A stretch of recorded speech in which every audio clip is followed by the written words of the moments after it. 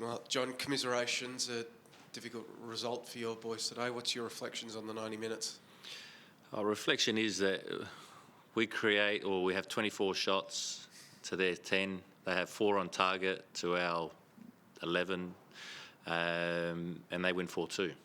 That's the immediate reflection, is that every time the opposition's getting a chance, they're scoring.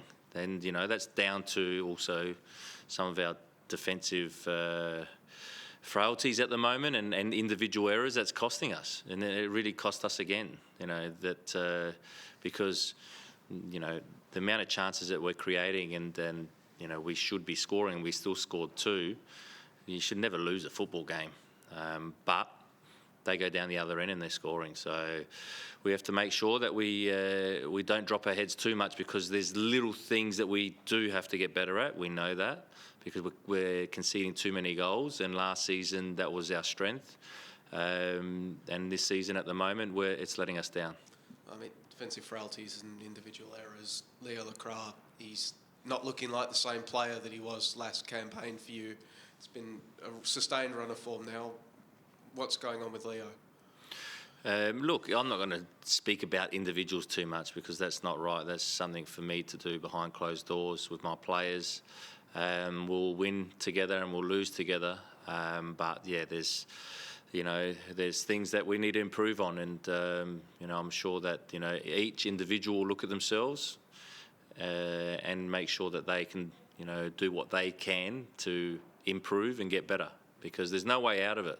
There's no use in me saying we could have done this structurally, we could have done that tactically.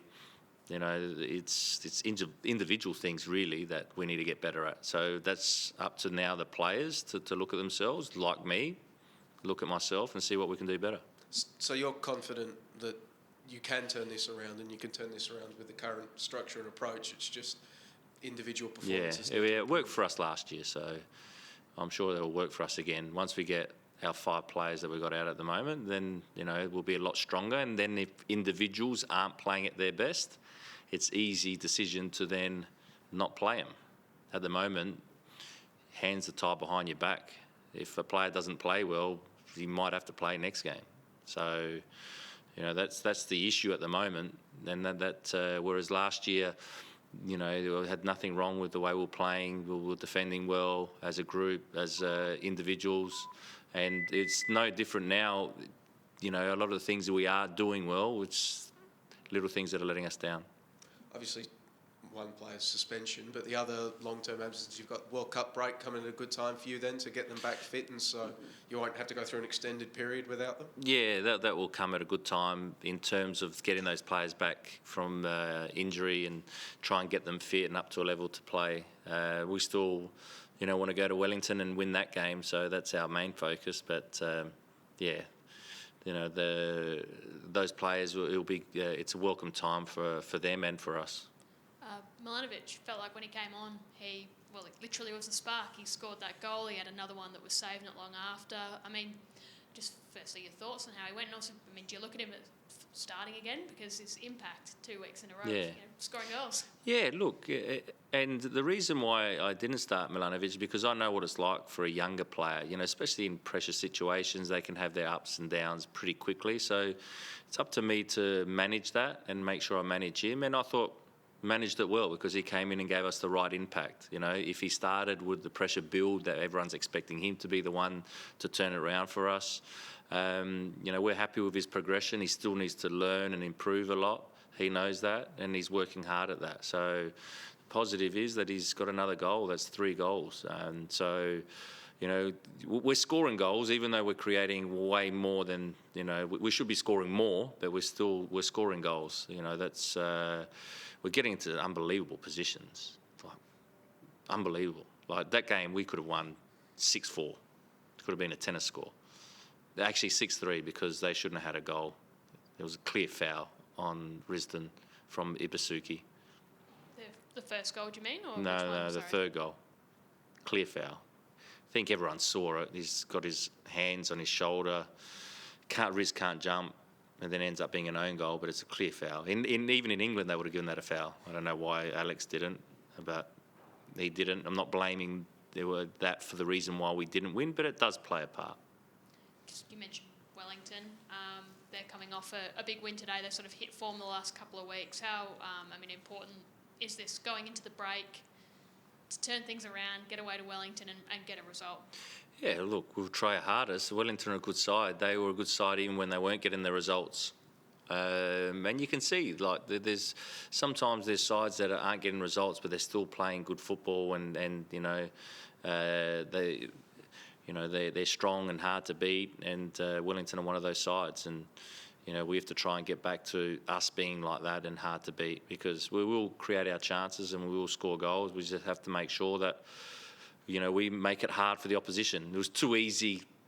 That, like I said, 4 chances and 4 goals. You're an experienced coach. You've had a few clubs now, and one of the things that you've been renowned for since coming here is your healthy locker room dynamic. In a situation like this, how do you balance trying to reinforce the boys and not tear them down, but at the same time delivering some home truths that some of them need to hear? How do you strike the right balance in doing that? We need to actually tell them and explain to them why we're not getting the results that we think that we should be getting, because it's the reality. And I'm not there to be loved by the players. I have to be honest with the group and honest with what we're trying to do at the club. So I've got no problem if a player dislikes me for whatever I say to him, but it's up to the group to stay together. I think the players will be upset if I just sugarcoated everything all the time, because then they're not realising or seeing where we're going wrong. So I don't think that will upset the group too much. The group has to stay together. This is a good opportunity for the group and the club to show how strong we are. It's easy when you win. It's not easy when the results aren't going your way. So this is a good opportunity for that, and that's the way we have to look at it. And are you expecting to get any players back for the Wellington fixture, and any players worried about today with injury? Not sure if any players will be back. No, I don't think so at this present time. And injury-wise, I'm not sure. It's hard to say straight after a game, but yeah, there's a couple of players that are a bit sore.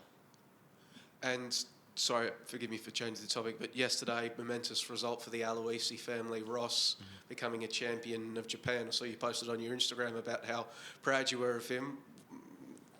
Can you verbalise that? Like, how proud are you of Ross's achievements? Kevin Muscat and everyone that's involved with that club, and my brother's there. Amazing job, amazing achievement. Shows how far Australian football's come when our coaches now are winning titles abroad.